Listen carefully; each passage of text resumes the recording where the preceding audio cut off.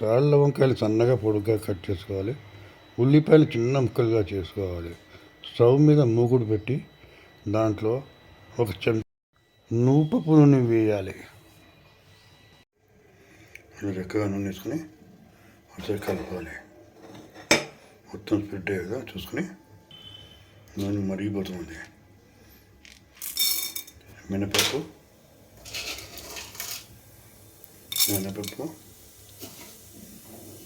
ఆవాలు, జీలకర్ర యాక్చువల్ అక్కర్లేదు కానీ కొద్దిగా వేస్తున్నాను. ఎండుమిరపకాయ ఒకసారి కలిపి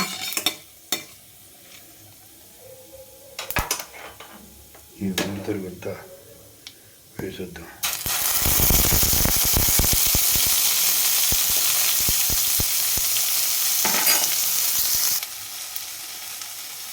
ఇప్పుడు కొద్దిగా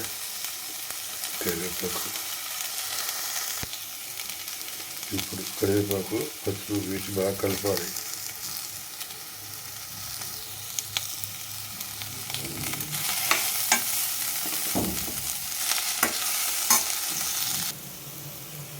ఇప్పుడు ఇంకా జరిగిన ఈ వంకాయ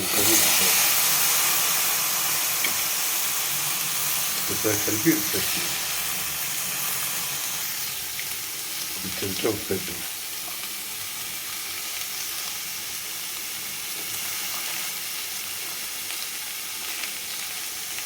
ఈ రెండోసారి వంటలతో పూర్తి చేస్తూ వస్తుంది. ఒకసారి కలిపి మొదలుపెట్టాలి.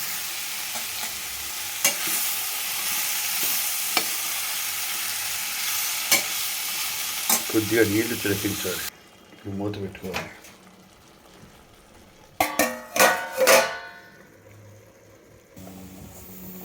మూత ఇద్దాం.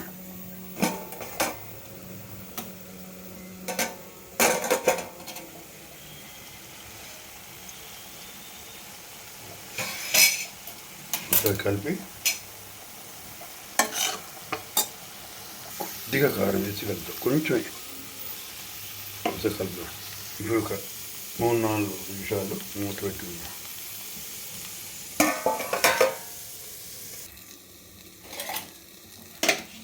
మూత చేద్దాం.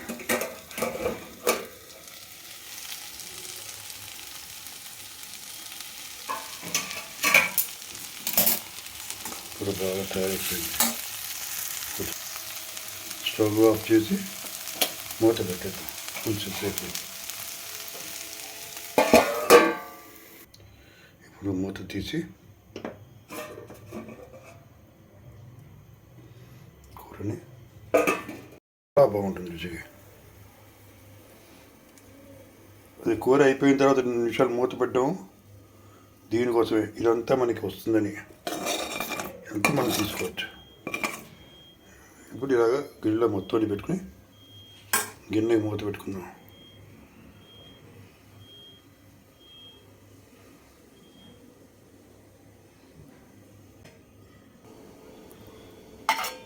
ఇలా మూత పెట్టుకుని దైవ నివేదన చేసిన తర్వాత మనం తినచ్చు. Thank you for watching.